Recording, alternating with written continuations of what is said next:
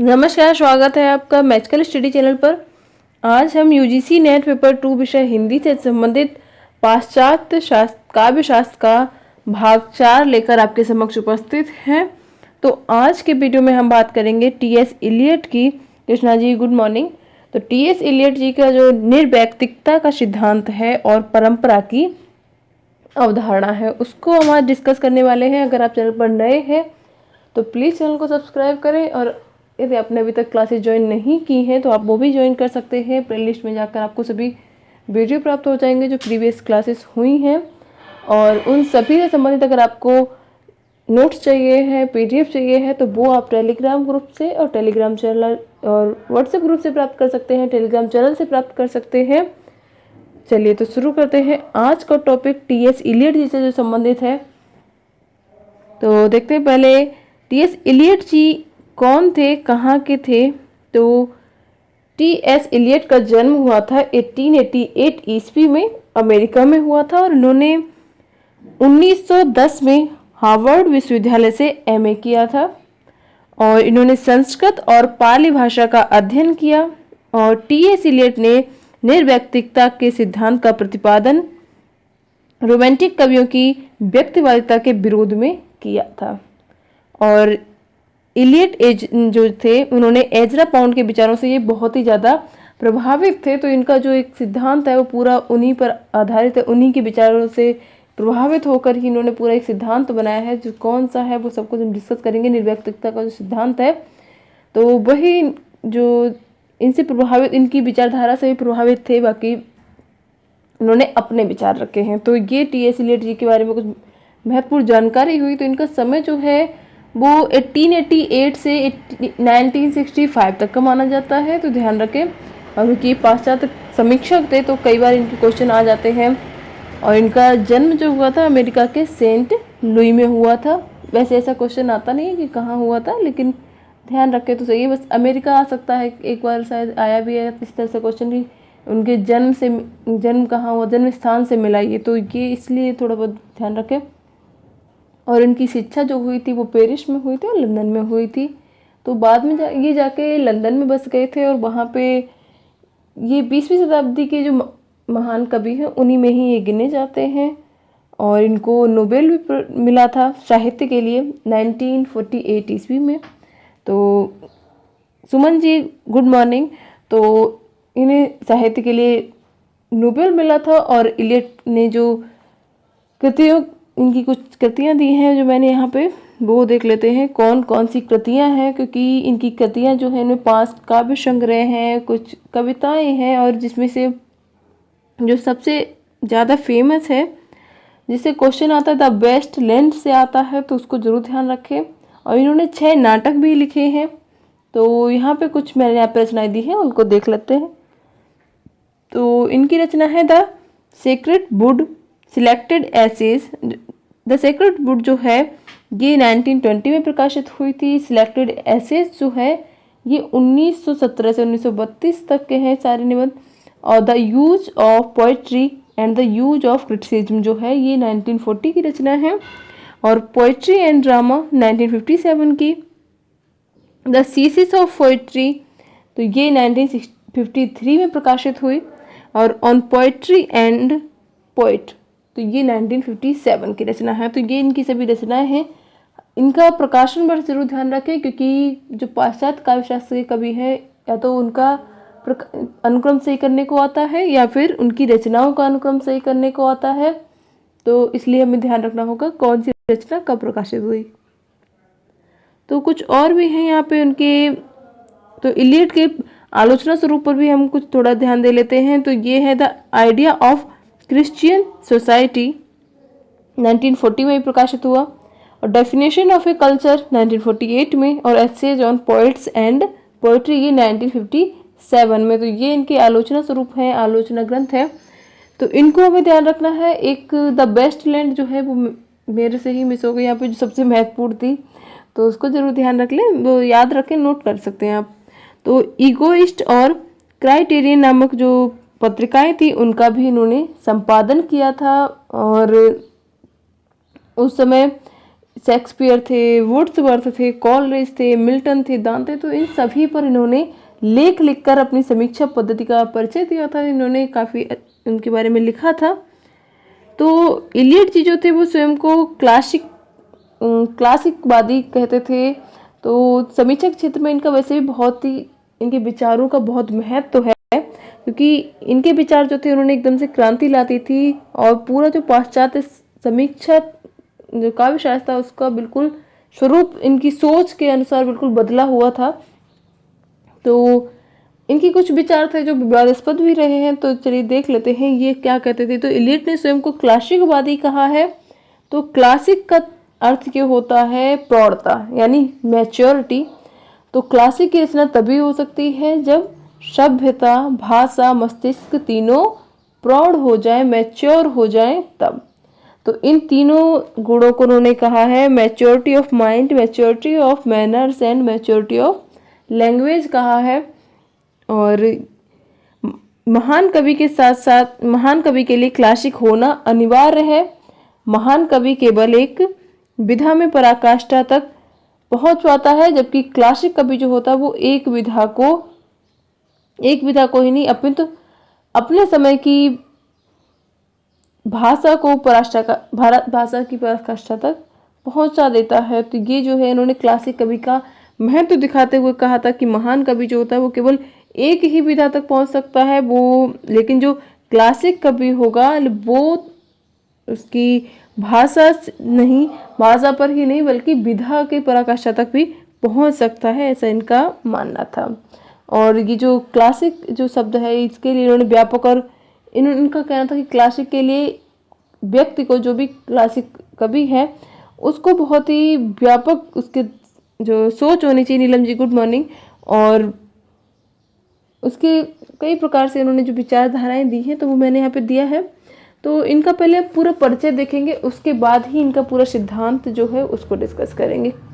तो इलियट के गुरु का नाम था आयरविंग बेबिट और जॉर्ज सांतायना। और इलियट की आलोचना का जो मूल आधार है वो ट्रेडिशनल एंड द इंडिविक टैलेंट है, परंपरा और व्यक्तिगत प्रज्ञा। यही हमें तो डिस्कस करना है, परंपरा की अवधारणा पूरा डिस्कस करना है। तो जो कि द सेक्रेड वुड में संकलित है। चलिए यहाँ पे तो दिया है मैंने द सेक्रेड वुड, तो इसको जरूर ध्यान रखें। और अच्छा द बेस्ट लैंड रह गई फिर भी। तो इलियट ने अपनी आलोचना को निजी काव्य कर्मशाला का कहा है और इन्होंने काव्य निर्माण के प्रसंग में अपने चिंतन का विस्तार कहा है इन्होंने।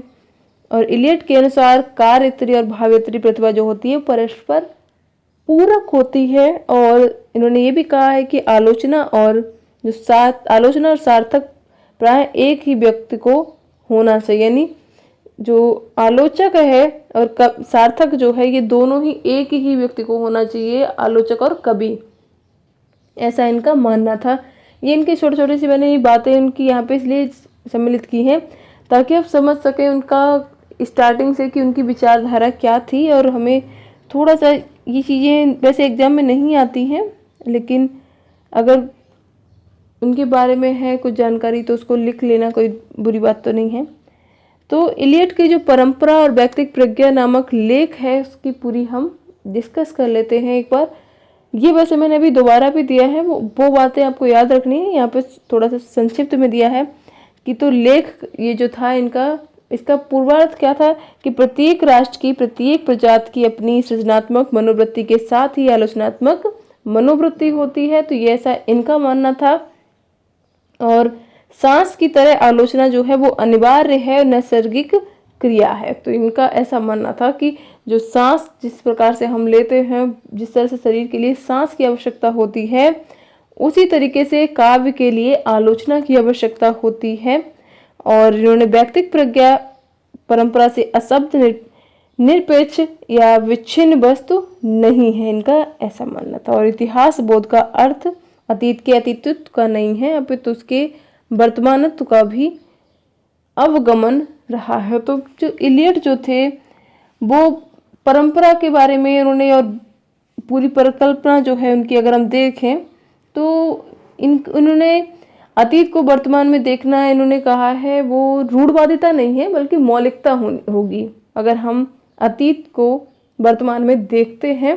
तो ये, और इन्होंने कहा था कि परंपरा का सबसे बड़ा लाभ यही है कि जैसे मौलिकता लाने के लिए हमें क्या करना चाहिए, हमें ये चीज़ उससे सीख मिलती है इन सभी परंपराओं से। तो ये सभी परंपरा के बारे में इन्होंने, इनकी विचारधारा थी।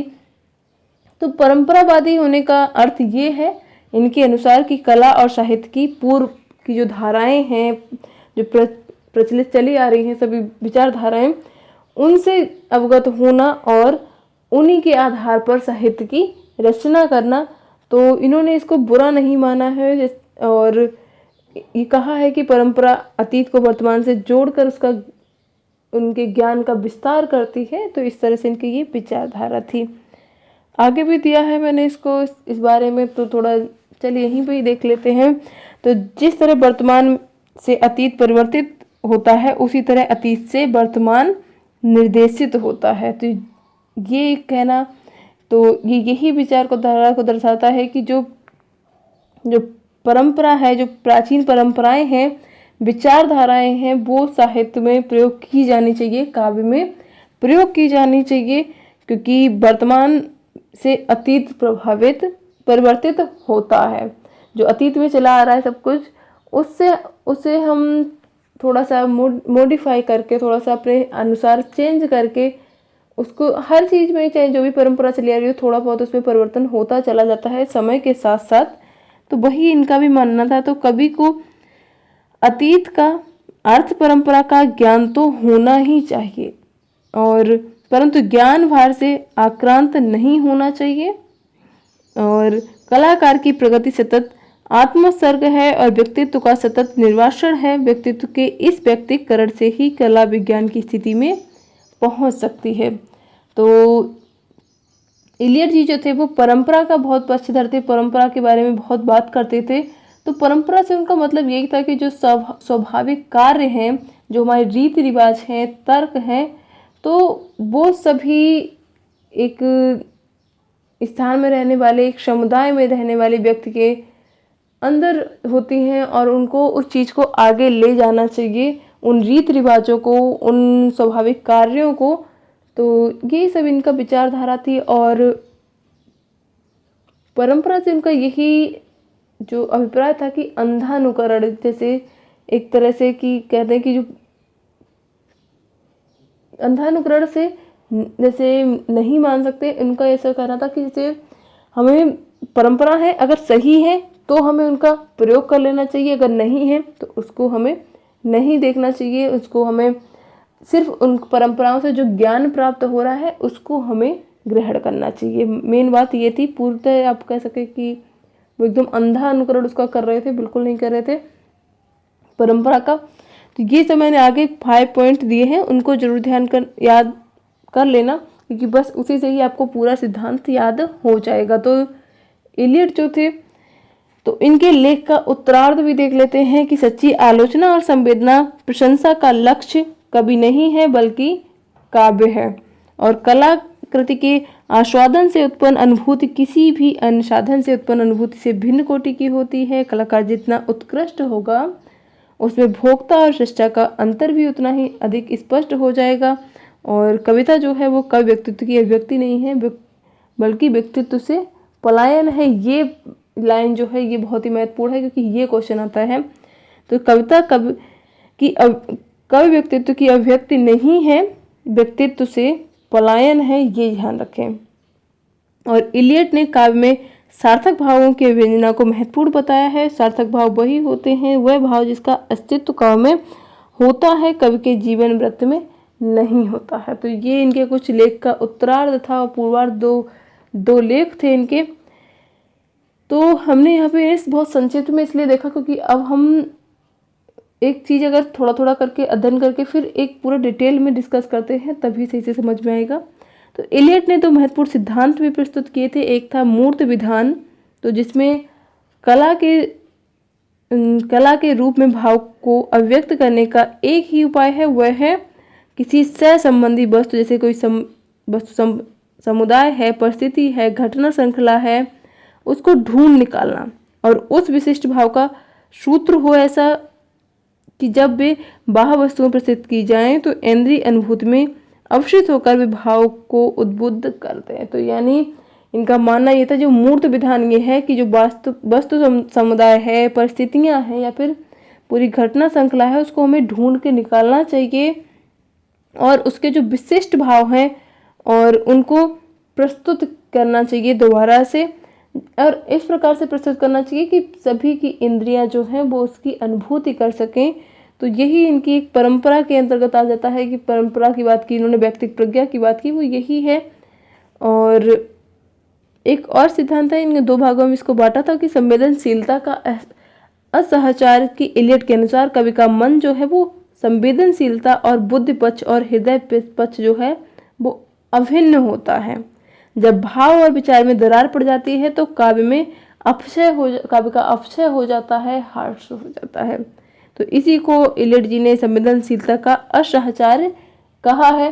तो ये कुछ इनके महत्वपूर्ण सिद्धांत थे जो इन्होंने माने हैं। और अब हम देखते हैं इनका क्या कहा कृष्णा जी आपने टेलीग्राम। तो परंपरा की अब हम परिकल्पना और व्यक्तिगत प्रज्ञा अब हम डिटेल में एक बार समझ लेते हैं कि दोनों हमारे सिद्धांत ये हैं क्या। तो परंपरा से उनका तात्पर्य क्या था कि स्वाभाविक कार्यों से, रीति रिवाजों से तो था, और जो एक साथ रहने वाले समुदाय के व्यक्ति हैं उनके रक्त संबंध को व्यक्त करता है। यही परंपरा का मुख्य उद्देश्य है, परंपरा का अर्थ है। और जो समुदाय के व्यक्ति हैं वो एक दूसरे के साथ रक्त संबंधों को व्यक्त करते हैं। तो यही इसका तात्पर्य। आपने क्या कहा था कृष्णा जी, एक बार दोबारा बताएं। तो इलियट परंपरा का महत्वपूर्ण तत्व इतिहास बोध को ही बताते हैं। जैसे हम परंपराएं जो है प्राचीन समय से चलती आती हैं, उसी प्रकार से इलियट जी का मानना था कि जो परंपरा है वो इतिहास से संबंधित है, वो प्राचीन समय से जो चली आ रही है, तो उसका हमें अनुकरण करना चाहिए। लेकिन अनुकरण इस प्रकार से कि अंधा अनुकरण ना हो, और ना ही जो कि प्राचीन जो रूढ़ियाँ हैं उनका बिल्कुल हमें मूक होकर अनुमोदन हमने कर लिया, तो वो सब नहीं करना चाहिए। बल्कि वो जो परंपरा है उससे हमें क्या ज्ञान प्राप्त हो रहा है, और जो ज्ञान प्राप्त हो रहा है उसको हमें ग्रहण करना चाहिए, अर्जन करना चाहिए, और उसके विकास। कृष्णा जी पीडीएफ मिलेगी आपको, थोड़ा सा आप स्क्रॉल करो ऊपर, सभी मिल जाएंगे इसमें। अगर आप टेलीग्राम ग्रुप में ज्वाइन किया है आपने तो उसको थोड़ा सा स्क्रॉल अप करिए तो आपको शायद दिखेगी नीचे लास्ट में 89, 88, 87 करके पीडीएफ मिलेंगे। तो ऐसे आप ऊपर तक तो चले जाएंगे तो सारी मिल जाएंगी आपको। और इलियट के अनुसार परंपरा प्राचीन काल के साहित्य धारणाओं का सम्यक बोध है और यही परंपरा का गद्यात्मक स्वरूप है। तो इन्होंने इनका वक्तव्य है जो मैंने यहाँ पे कथन है कि कवि को अतीत की चेतना का विकास और अर्जन करना चाहिए, फिर जीवन भर इस चेतना को निरंतर विकसित करते रहना चाहिए। तो अपनी जो परंपराएं हैं, जो साहित्य है, प्राचीन काल का साहित्य है, धारणाएं हैं, उसका कवि को बोध होना ही चाहिए और उसी को ही जीवन भर उसको विकसित करना चाहिए, कवि को उसमें निरंतरता बनाए रखनी चाहिए, ऐसा इनका मानना था। और ये परंपरा से संबंधित हम बात कर रहे हैं। तो इलियट के अनुसार परंपरा का संबंध जो होता है वो संस्कृति से होता है, सभी हम सब जानते होंगे। तो संस्कृति में किसी जाति या समुदाय जीवन, कला, दर्शन, साहित्य आदि के उत्कृष्ट अंश जो होते हैं वो समाहित होते हैं, सन्निहित होते हैं। तो उनमें एक प्रकार की निरंतरता ही रहती है कि जब एक समय से परंपरा जो प्राचीन समय से चली आ रही है वो धीरे धीरे आगे ही बढ़ती जाती है, एक से दूसरे से तीसरे भी आगे एक दूसरे को, ये परंपराएं चलती ही चली आती हैं। समय के साथ थोड़ा परिवर्तन उनमें हो जाता है लेकिन समाप्त नहीं होती हैं। तो वस्तुतः अंकित के आलोक में ही वर्तमान के स्वरूप का सम्यक अध्ययन किया जा सकता है और जो अतीत ही वर्तमान की अतीत जो है वो ही वर्तमान को दिशा निर्दिष्ट करता है। तो ये हमने एक देखा कि इलियट जो मानते हैं कि परंपरा का संबंध संस्कृति से होता है और संस्कृति में किसी जात या समुदाय के उसका पूरे जीवन का हमें चित्रण दिखता है, यानी पूरा जीवन हमें दिख जाता है, प्रदर्शित होता है। उसी को ही हमें अपने काव्य में प्रयोग करना चाहिए, उन्हीं परंपराओं का, उन्हीं साहित्य का अपने काव्य में उसका प्रयोग करना चाहिए। और एक और इनका मत है कि संस्कृति धर्म से भिन्न है यद्यपि वह धर्म द्वारा नियंत्रित होती है। तो ये ऐसा नहीं है कि संस्कृति जो है वो धर्म है तो धर्म से अलग है, लेकिन धर्म द्वारा वो नियंत्रित की जाती है। हर जो भी धर्म है उसकी संस्कृति अलग होगी, सांस्कृतिक विचारधारा अलग होगी, तो लेकिन धर्म द्वारा वो नियंत्रित की जाती है। ऐसा नहीं है कि संस्कृति और धर्म एक ही चीज़ है। तो संस्कृत के निर्माण में कला और साहित्य का योग भी स्वीकारते थे और ये भी मानते थे कि कलाकार को सांस्कृतिक परंपरा का बोध होना चाहिए। तो यही बात हम बार बार रिपीट कर रहे हैं। तो अब तो समझ में आ गई होगी कि उनकी जो परंपरा की परिकल्पना है वो क्या है, परंपरा की अवधारणा क्या है। तो ये इलियट जो थे वो 19वीं शताब्दी में अंग्रेजी के जिस रोमांटिक समीक्षा का प्रचलन था उसको इन्होंने वो जो परंपरा थी उसमें व्यक्तिगता थी, काफ़ी कल्पनाशीलता को महत्व दिया जाता था, व्यक्तिगता रहती थी। तो ये निर्व्यक्तिकता का ये जो सिद्धांत उन्होंने दिया है वो उसी पर आधारित है कि वो उसे महत्व नहीं देते थे कि जो स्वभाव जो रोमांटिक जो कवि हैं वो अपने सिर्फ आत्मा का प्रदर्शित करते हैं। तो ये इस चीज़ का विरोध करते थे, व्यक्तिगता का ये विरोध करते थे, व्यक्तिगता के ये विरोधी थे। तो वो वही हम डिस्कस करेंगे आगे। तो परंपरा का जब इन्होंने प्रतिपादन किया तो इन्होंने इस बात पे जोर दिया, तो कवियों का जो मूल्यांकन वो है वो परंपरा के आधार पर ही किया जाना चाहिए कि किस कवि की रचना अपने परंपरा का अनुसरण कर रही है या नहीं कर रही है, इस आधार पर ही उसकी तुलना करनी चाहिए। और परंपरा का महत्वपूर्ण जो तत्व है वो इतिहास बोध ही रहा है, जैसा अभी हम देखते आ रहे हैं। और प्रत्येक व्यक्ति को उसका अनुमोदन करना चाहिए, लेकिन मुंह का अनुमोदन नहीं करना चाहिए। ये सब इनके विचारधारा थी और परंपरा का संबंध इन्होंने संस्कृति से माना है। तो अभी शायद समझ में आ गया होगा सभी को इनका क्या सिद्धांत है। सभी अगर फिर भी कोई क्वेश्चन है तो आप पूछ सकते हैं। तो इलियट जो थे वो परंपरा सिद्धांत जो था उसको रूढ़वादिता उसमें जो थी वो नहीं अपनाने के लिए कहते थे, वो उसका तो विरोध करते थे। और इन्होंने कहा था कि हमें रूढ़वादिता जो है वो हमारे साहित्य को अवरुद्ध करती है, वो हमारे साहित्य को आगे नहीं जाने दे सकती है, इसलिए उस चीज़ का ये विरोध करते थे। और जो इन्होंने मौलिकता को ध्यान दिया है। तो ये अब हम निर्व्यक्तिकता का सिद्धांत देख लेते हैं वो क्या है। तो इलियट जो थे वो एजरा पाउंड से मैंने बताया था तो बहुत ही प्रभावित थे। तो एजरा पाउंड की क्या मान्यता थी कि कवि वैज्ञानिक के समान ही निर्वैयक्तिक है और वस्तुनिष्ठ होता है, उसका कार्य आत्मनिरपेक्ष होता है। तो उनका ये मानना था कि जैसे जिस प्रकार से वैज्ञानिक जो है वो वस्तुनिष्ठ होता है, निर्वैयक्तिक होता है, उसी प्रकार से कवि भी होता है और उसका भी कार्य आत्मनिरपेक्ष होता है। और साहित्य के जीवंत विकास के लिए वह परंपरा का योग स्वीकार करते हैं और जिससे आत्मनिष्ठ तत्व नियंत्रित होकर वस्तुनिष्ठ तत्व प्रमुख हो जाता है। तो ये जो है इलियट अनेकता को एकता में बांधने का काफ़ी बहुत ज़रूरी मानते थे, उसको उसके पक्षधर थे। तो यही और उनकी जो व्यक्तिगता थी उसके बारे में ये काफ़ी विरोध करते थे कि कहते थे कि सभी को निर्वैयक्तिक होना चाहिए, अपना निज स्वार्थ नहीं देखना चाहिए, अपने व्यक्तिगत जो स्वार्थ है उसको परे रखना चाहिए। और इलियट ने वस्तुनिष्ठ साहित्य का महत्व दिया है, कला को निर्वैयक्तिक घोषित किया था और उसके अनुसार इन्होंने एक कथन कहा था वो देख लीजिए इनका कि कवि व्यक्तिगत की अभिव्यक्ति नहीं करता है वरन वह विशिष्ट माध्यम है। व्यक्तिगत भावों की अभिव्यक्ति कला नहीं है वरन उससे पलायन है। तो अगर कोई व्यक्तिगत भावों की अभिव्यक्ति कर रहा है तो इन्होंने उसको कला नहीं माना है बल्कि कला का पलायन माना है। तो यही इनकी निर्व्यक्तिकता का सिद्धांत है। तो इन्होंने कहा है कि कला में अभिव्यक्त जो भी भाव होते हैं वो निर्व्यक्तिक होते हैं। कवि जो है वो स्वयं को प्रकृति के प्रति समर्पित किए बिना निर्व्यक्तिक नहीं हो सकता है।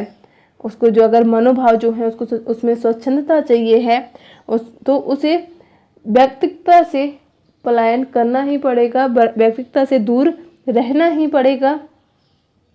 तो इस तरह से इनकी विचारधारा थी। और अगला है इलियट का प्रारंभिक विचार था कि कविता उत्पन्न नहीं की जाती अपितु उत्पन्न हो जाती है। हाँ, ये भी इस तरह से का एक क्वेश्चन भी आया था। तो कविता उत्पन्न नहीं की जा सकती अपितु उत्पन्न हो जाती है, किंतु बाद में उन्होंने अपने इस विचार को बदला था और उन्होंने ये कहा था कि मैं उस समय अपनी बात ठीक ढंग से व्यक्त नहीं कर सका था। तो ये इन्होंने खुद से ही माना था कि मैं उस समय जो था, मैंने जो ये लिखा है, मैं उस समय अपनी बात को सही से व्यक्त नहीं कर पाया। तो इन्होंने जो प्रारंभिक वक्तव्य था तो उसके आधार पर ये माना था कि कविता उत्पन्न हो जाती है और उत्पन्न नहीं की जाती, अपने आप ही उत्पन्न हो जाती है। लेकिन बाद में उसमें संशोधन किया, तो बाद में उन्होंने इस चीज़ के लिए मना किया कि वो ऐसा पहले मैं ठीक से व्यक्त नहीं कर पाया। तो बाद में उन्होंने कहा था कि जो निर्व्यक्तिकता के दो रूप होते हैं, एक तो वह है जो कुशल शिल्प और शिल्पी मात्र के लिए प्राकृतिक होता है, और दूसरा वो जो प्रौढ़ कलाकार के लिए सबसे अधिक उपलब्ध होता है। तो दूसरे प्रकार के कवि जो होते हैं वो निर्व्यक्तिक होते हैं और उनका काव्य उत्कृष्ट होता है और व्यक्तिगत अनुभवों के माध्यम से वो सिर्फ सामान्य सत्य दिखाते हैं, उसको ही व्यक्त करते हैं। इस तरह से इन्होंने अपनी बात को फिर पूरा सही करके कहा था। और इलियट ने कविता के 3 स्वर नामक भाषण में काव्य के 3 स्वर माने हैं। तो कौन कौन से स्वर हैं? प्रथम स्वर है जिसमें कवि जो है स्वयं से बात करता है, द्वितीय स्वर है जिसमें वह श्रोताओं से बात करता है, और तृतीय स्वर वो है जिसमें वह बोलता नहीं है बल्कि अपने पात्रों के माध्यम से बोलता है। तो पात्र जो होते हैं वो ही बोलते हैं। तो जो प्रथम प्रकार का स्वर है उसमें कवि का लक्ष्य जो है अपना जो भार है, अपने मन की बात है, उससे छुटकारा पाना है, क्योंकि वो बिना कहे वो रह ही नहीं सकता, इसलिए वो अपनी बात को पूरा व्यक्त कर देता है। तो इलियट जो थे उन्होंने निर्व्यक्तता को स्वीकार किया और उन्होंने उसके 2 प्रकार से स्वीकार किया, एक तो प्राकृतिक, दूसरा विशिष्ट, जैसा अभी हमने बात की थी। तो एक बार फिर से समझे। तो प्राकृतिक जो है वो निर्व्यक्तिकता, वो इनका कहना था कि निर्व्यक्तिकता प्रमुख शिल्पी या कलाकार से संबंधित होती है, प्राकृतिक निर्व्यक्तिकता, और लेकिन जो विशिष्ट व्यक्तिकता है निर्व्यक्तिकता वो प्रौढ़ कलाकारों से उपलब्ध होती है। तो अब देखें, एक और इनका मत है कि दूसरे स्वर में कविता किसी सामाजिक उद्देश्य के लिए लिखी जाती है, मनोरंजक, उपदेशात्मक, व्यंग्यपरक साहित्य इसी कोटि में आता है। और तीसरे स्वर के अंतर्गत नाटक आते हैं। प्रथम स्वर वाली जो कविता है वो कवि की अचेतना अवस्था से उद्धृत होती है। ये जो इनका कथन है वो इसी से संबंधित है। जो 4th हमने पॉइंट डिस्कस किया उसी से संबंधित था कि जो दूसरे और तीसरे स्वर वाली कविता है वो पूर्ण रूप से सजग व्यक्तित्व की कृति है, उसका सजग व्यक्तित्व की कृति का निर्माण करती है, ऐसा इनका मानना था। जबकि प्रथम स्वर वाली कविता है वो केवल कवि की अचेतना अवस्था से निकलती है, उससे बनती है।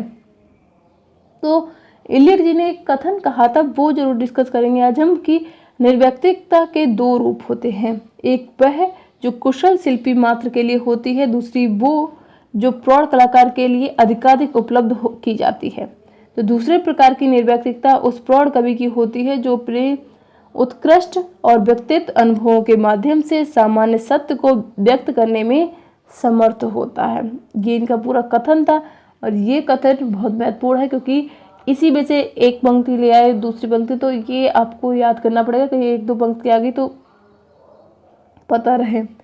दूसरे शब्दों में हम सामान्य में यही कह सकते हैं कि कवि जो होता है वो अपने निजी भावों को कविता में इस तरह से प्रस्तुत करता है कि वो को सभी के लिए, वो सब सामान्य के लिए एक ही जैसे बन जाते हैं, सभी उसकी अनुभूति करते हैं, चाहे मैं हूँ या आप हैं, सभी को वो कविता उसी प्रकार से लगेगी, चाहे हम कमें नहीं पढ़े या क्या। तो कवि को इस प्रकार से व्यक्त करना चाहिए कि उसके निजी भावों की अभिव्यक्ति उसमें नहीं हो रही है, वो सभी के लिए, सभी के लिए एक सभी के लिए महत्वपूर्ण हो जा रही है, एक जैसी हो जा रही है, सभी के लिए भाव समान होते हैं। तो इलियट की जो निर्व्यक्तिकता है उसका अर्थ यही है कि कवि के व्यक्तिगत भावों की विशिष्टता या फिर उसका सामान्यीकरण, बस यही एक इनका सिद्धांत है, उसी को ही हमने बार बार डिस्कस किया है सही से। तो आई होप समझ में आ गया होगा। तो यही था आज का एक टॉपिक जो संबंधित था टी.एस. इलियट का काव्य सिद्धांत से। काव्य सिद्धांत से संबंधित जो क्वेश्चन आएंगे वो यही आएगा कि निर्व्यक्तिकता का सिद्धांत किसने दिया, परंपरा की अवधारणा किसने दी, परंपरा की अवधारणा का अर्थ क्या है, और एक लाइन दे दी जाएगी तो इसका क्या तात्पर्य है। तो हो सकता है वो निर्व्यक्तिकता का सिद्धांत में उसका आशय हो या फिर परंपरा प्रदर्शित कर रहा हो। तो ये सभी हमें तभी पता चलेगा जब हम उसको डिटेल में डिस्कस कर लेते हैं। इसलिए वो चीज़ बार बार मैं रिपीट करती हूँ जो महत्वपूर्ण है, ताकि आप एक बार देखें और एक बार में ही आपकी समझ में आ जाए वो बातें। तो अगर आपको वीडियो उपयोगी लगा हो तो प्लीज़ लाइक कर दें। अगर आप हमसे अन्य माध्यमों पर जुड़ना चाहते हैं तो सभी के लिंक आपको डिस्क्रिप्शन में मिल जाएंगे, आप वहाँ से क्लिक करके ज्वाइन कर सकते हैं। तो वीडियो देखने के लिए, हमसे जुड़ने के लिए बहुत बहुत धन्यवाद। नीलम जी, आपका भी बहुत बहुत धन्यवाद।